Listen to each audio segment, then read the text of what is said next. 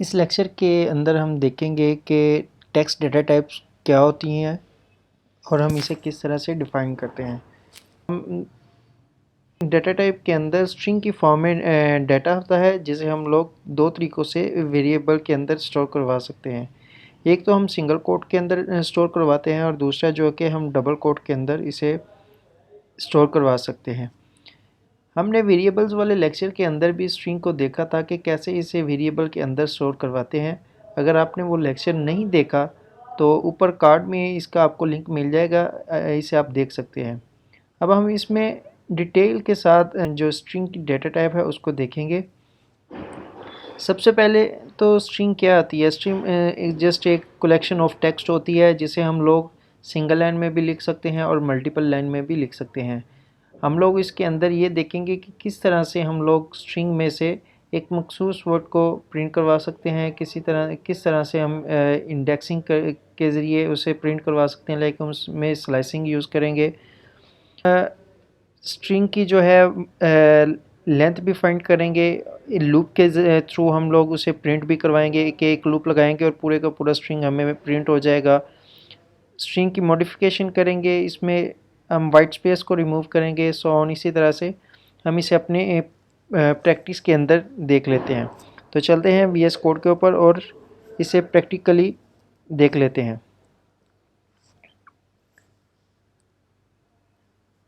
तो सबसे पहले मैं आपको ये बता दूं कि हम स्ट्रिंग को जो है दो तरीक़ों से डिफ़ाइन कर सकते हैं। एक तो डबल कोट के साथ कर सकते हैं और एक सिंगल कोट के साथ कर सकते हैं। अगर मैं इसे प्रिंट करवाऊंगा तो मुझे ये दोनों प्रिंट करवा देगा, हेलो वर्ड 1, हेलो वर्ड 2। इनके हम स्ट्रिंग को इन टू मेथड के साथ स्टोर करवा सकते हैं किसी भी वेरिएबल के अंदर। उसके बाद मल्टीपल लाइन स्ट्रिंग हम देख लेते हैं कि हमें क्या करना पड़ेगा। हम एक वेरिएबल बनाते हैं, स्टार्टिंग पर भी और एंडिंग पर 3 कोटेशंस लगाएंगे और उसके अंदर जो भी हम लिखेंगे वो मल्टीपल लाइन हमारे पास हो जाएगी। अगर मैं इसे रन करता हूँ और उसके बाद मैं इसे प्रिंट करवाता हूँ, मुझे कर दो प्रिंट ए, तो उसने मुझे जो एक वेरिएबल के अंदर सेव था वो मुझे प्रिंट करवा दिया। अगर मैं यहाँ पे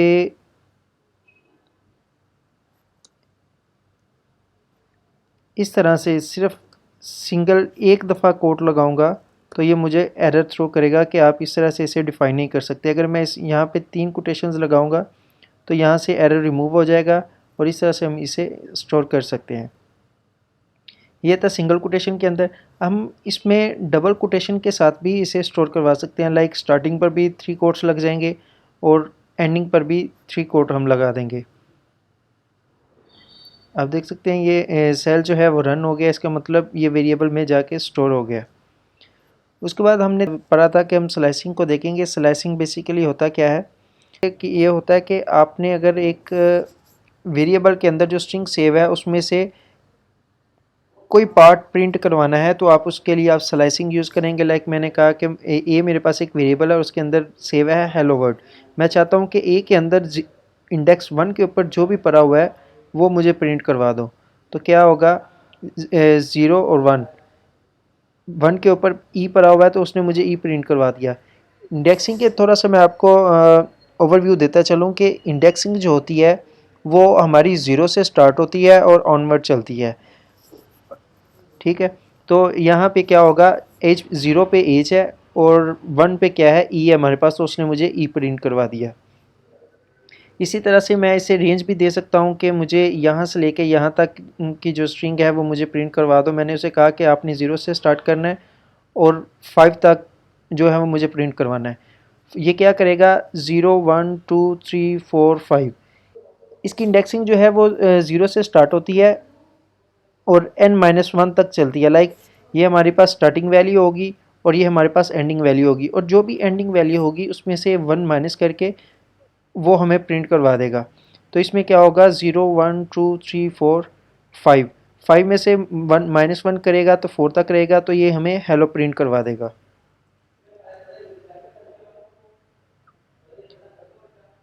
ठीक है, अभी इसमें सेकंड में मैंने क्या किया कि मैंने कहा कि मुझे 3 से लेकर 7 तक की जो स्ट्रिंग है वो मुझे प्रिंट करवा दो। तो उसने मुझे क्या किया, 3 से लेकर n-7 -1 6 तक की जो वैल्यू है वो उसे मुझे प्रिंट करवा दी। नेक्स्ट सेल के अंदर हम देख लेते हैं कि मैंने इसे स्टार्टिंग वैल्यू दी कि मुझे 6 इंडेक्स से स्टार्ट करना है और ऑनवर्ड एंड तक मुझे प्रिंट करवा दो। तो ये क्या करेगा, 0 1 2 0 1 2 3 4 5 6 यानी कि W से प्रिंट करवाना स्टार्ट करेगा और एंड तक मुझे सारा कुछ यानी कि वर्ड पूरा प्रिंट करवा देगा। उसके बाद मैंने ऊपर वाले में बताया था कि मेरी स्टार्टिंग वैल्यू ये होगी, लेकिन नीचे वाले में मैंने उसे कहा कि आपकी जो एंडिंग वैल्यू है, एंडिंग इंडेक्स जो है वो 5 है, उससे पहले जो भी होगा वो मुझे सारा कुछ प्रिंट करवा देगा। 5 - 1 4 तक की वैल्यूज़ को प्रिंट करवा देगा। इसमें हेलो मुझे प्रिंट करवा देगा। लाइक इसमें 0 1 2 3 4 5 5 हम इसमें जब इंडेक्सिंग करते हैं तो इसकी स्पेस को भी काउंट किया जाता है एज ए इंडेक्स। इसका भी एक अलग से इंडेक्स होगा। तो 5 ये था, 5 - 1 4 होगा और ये 4 तक हेलो हमें प्रिंट करवा रहा है। इसके बाद हम देख लेते हैं नेगेटिव इंडेक्सिंग भी हम इसमें कर सकते हैं। लाइक मैं चाह रहा हूँ कि मुझे यहाँ से प्रिंट करवाना स्टार्ट करे, कि मैं इस तरफ से उसे बता रहा हूँ कि मुझे लास्ट से शुरू करो और ये मुझे चीज़ें प्रिंट करवा दो। अगर हम लेफ़्ट साइड से इंडेक्सिंग अपनी स्टार्ट करेंगे तो वो 0 से स्टार्ट होगी। अगर हम राइट साइड से करेंगे तो वो -1 से स्टार्ट होगी। तो मैंने इसे कहा कि जो भी वैल्यू -1 इंडेक्स के ऊपर पड़ी हुई है मुझे वो प्रिंट करवा दो। तो वो मुझे क्या करेगा, ई प्रिंट करवा के दे देगा।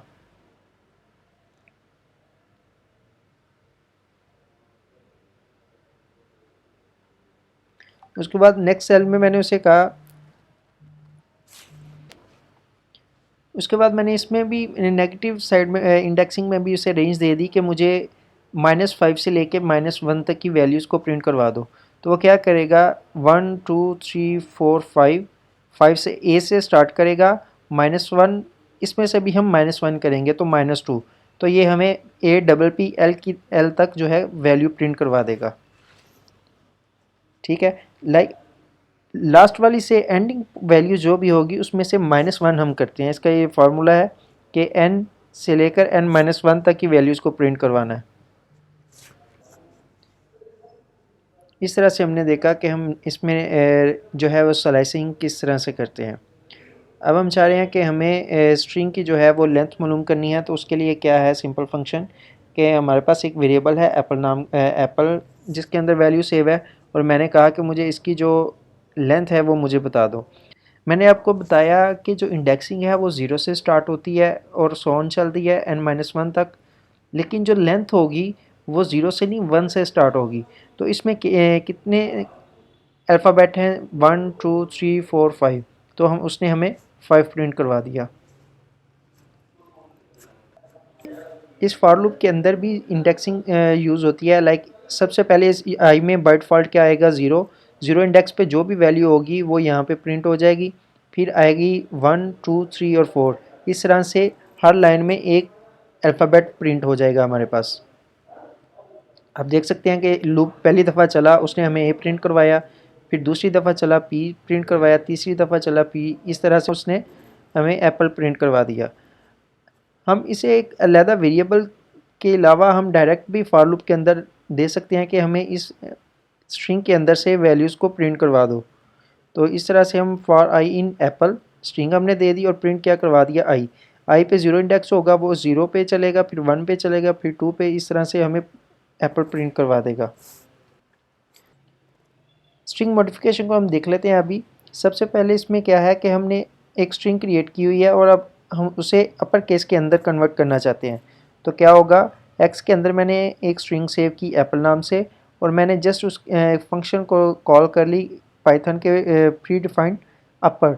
एक्स स्टार्ट मैंने अपर किया तो वो क्या करेगा, पूरे पूरे वेरिएबल को जो है वो अपर केस में कन्वर्ट कर देगा। इसने मुझे एप्पल कैपिटल के अंदर मुझे प्रिंट करवा दिया। अगर मैं पाइथन का डॉट लोअर वाला फंक्शन यूज़ करूँगा तो वो क्या करेगा, पूरी की पूरी स्ट्रिंग को मुझे लोअर में कन्वर्ट करके प्रिंट करवा देगा। अब स्प्लिट स्ट्रिंग को देख लेते हैं। स्प्लिट से क्या होगा कि हम इसमें एक उसे वैल्यू दे देंगे कि हमारे पास ये स्ट्रिंग है और आपने इसे स्प्लिट कर देना है इस वैल्यू के साथ। तो इसमें क्या होगा कि मैंने एक वाई वेरिएबल क्रिएट किया और उसमें स्टोर करवा दिया हेलो शार्पियंस, और बाद में मैंने उसे कहा कि वाई डॉट स्प्लिट, मैंने पाइथन का बिल्ट इन फंक्शन यूज़ किया स्प्लिट का, और उसे मैंने एक वैल्यू दे दी कि आपने इस वैल्यू के साथ इसे स्प्लिट कर देना है किसे, वाई को, जो हमारे पास वेरिएबल है। तो अगर मैं इसकी जगह मैंने कोमा दिया तो उसने क्या करेगा, जैसे ही वो पूरी स्ट्रिंग को चेक करेगा जहाँ पे कोमा आएगा वहाँ से उसे स्प्लिट करवा के अलहदा ऐसे एक वर्ड क्रिएट कर देगा। मैं इसे रन करके आपको दिखा देता हूँ। हमारे पास एक स्ट्रिंग थी लेकिन उसने क्या किया, इसे स्प्लिट करके एक एरे के अंदर स्टोर करवा दिया। अब हम पाइथन का रिप्लेस का फंक्शन देख लेते हैं कि उसे हम किस तरह से यूज़ करेंगे। बेसिकली जो रिप्लेस का फंक्शन होता है वो किसी भी अल्फ़ाबेट को या वर्ड को जो है वो चेंज करने के लिए यूज़ किया जाता है। लाइक हमारे पास वेरिएबल के अंदर मैंगो मैंने स्टोर किया हुआ है, उसे कि अगर मैं कोई भी अल्फ़ाबेट को चेंज करना चाहूँ तो मैं पाइथन का बिल्ट इन फंक्शन जो है रिप्लेस का उसे यूज़ करूँगा। मैंने जी डॉट रिप्लेस किया और सबसे पहले हमें वो वैल्यू देनी है, वो अल्फ़ाबेट देना है जिसे हमने चेंज करना है। उसके बाद हम वो अल्फ़ाबेट देंगे कि जिसके साथ हमने चेंज करना है। मैंने एम ए को चेंज करना है डी जे ए के अंदर, लाइक मैंगो को मैं अभी जेंगो के अंदर रिप्लेस करूँगा। जैसे मैंने इस कोड को रन किया तो उसने क्या किया, डॉट रिप्लेस के मेथड से मैंगो को जेंगो के अंदर कन्वर्ट कर दिया। वाइट स्पेस जो है उसे हम अपने पैराग्राफ के अंदर से ऐसी स्पेसेस जिसकी हमें ज़रूरत नहीं होती या स्टार्टिंग पे होगी या एंडिंग पे होगी, तो उसे रिमूव करने के लिए हम स्ट्रिप का मेथड यूज़ करते हैं, स्ट्रिप का फंक्शन यूज़ करते हैं, जिससे कि वो हमारी स्टार्टिंग पर और एंडिंग में से जो भी स्पेस होगी उसे रिमूव कर देगा। मैंने जी के अंदर एक वेरिएबल स्टोर करवाया और उसे मैंने डॉट स्ट्रिप किया, जिसकी मदद से उसने स्टार्टिंग से और एंडिंग से वाइट स्पेस को रिमूव कर दिया।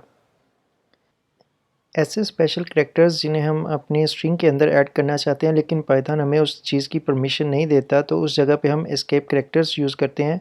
एस्केप करैक्टर्स को हम बैकस्लैश के साथ डिफ़ाइन करते हैं। फॉर एग्जांपल अगर मैं कहता हूँ कि मुझे इस फियर के अराउंड में डबल कोटेशन लगानी है, तो अगर मैं इसे इस तरह से लगा के रन करूँगा तो ये मुझे एरर थ्रू करेगा कि आप इस तरह से इसे डिफ़ाइन नहीं कर सकते। तो इस सिंटैक्स के अंदर हमें कोटेशंस के साथ बैकस्लैश लगानी पड़ेगी, जो कि ये बताएगा कि ये एक स्पेशल करैक्टर है और हमें वो वैसे ही एज इट इज़ प्रिंट करवा देगा।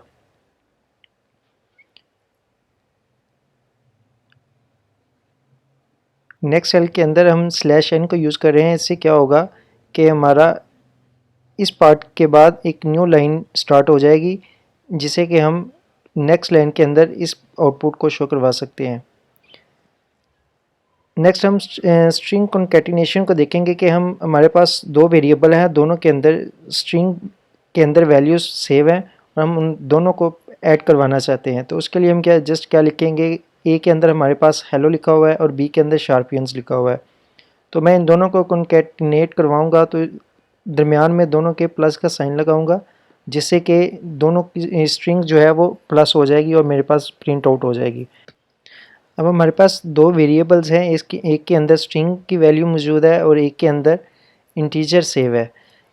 तो अगर मैं इन दोनों को प्लस करवाऊंगा तो ये मुझे एरर थ्रू करेगा कि आप स्ट्रिंग को इंटीजर के साथ प्लस नहीं कर सकते, लिहाजा आपको इन दोनों की जो है वो डाटा टाइप को सेम करना पड़ेगा, जिससे दोनों वैल्यूज़ जो हैं वो ऐड हो जाएंगी। अभी मैंने 5 को भी स्ट्रिंग के अंदर कन्वर्ट किया और अगर मैं इसे अब रन करूँगा तो ये मेरे पास हेलो 5 प्रिंट होके आ जाएगा। फॉर्मेट स्ट्रिंग के अंदर हम देखेंगे कि ऊपर हमारे पास जो प्रॉब्लम आ रही थी कि हम स्ट्रिंग को इंटीजर के साथ कैटिनेट नहीं करवा पा रहे थे, तो उसके लिए हम फॉर्मेट स्ट्रिंग को यूज़ करेंगे। अगर हमारे पास एक वेरिएबल है जिसके अंदर स्ट्रिंग स्टोर है और दूसरा वेरिएबल जिसके अंदर हमारे पास इंटीजर या फ्लोट के अंदर वैल्यू सेव है, तो हम क्या करेंगे, वहाँ पे डॉट फॉर्मेट का फंक्शन यूज़ करेंगे और अपनी जो इंटीजर की वैल्यू है उसके साथ कॉन्कैटिनेट होके हमारे पास प्रिंट आउट हो जाएगी।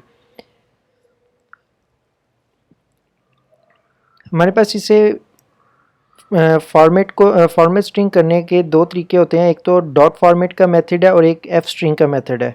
फर्स्ट मैंने आपको डॉट फॉर्मेट के फंक्शन के साथ रन करके दिखाया। अब मैं नेक्स्ट उसमें एफ स्ट्रिंग को यूज़ करूँगा, जिसमें मेरे पास ए की वैल्यू जो है वो 360 से स्टोर है, और उससे मैं जस्ट एफ स्ट्रिंग की हेल्प से किसी स्ट्रिंग के साथ जो है वो कॉन्कैटिनेट करवा रहा हूँ।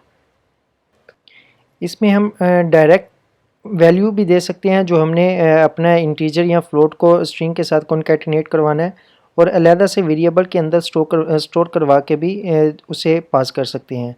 फर्स्ट सेल में आप देख सकते हैं कि मैंने अलहदा से वेरिएबल के अंदर 360 को जो है वो स्टोर करवा के फिर बाद में एफ स्ट्रिंग के अंदर पास किया, और सेकंड सेल में आप देख सकते हैं कि मैंने 360 डायरेक्ट जो है अपनी एफ स्ट्रिंग के अंदर पास कर दिया, जिसके साथ दोनों की आउटपुट आप देख सकते हैं कि सेम ही हमारे पास शो हो रही है।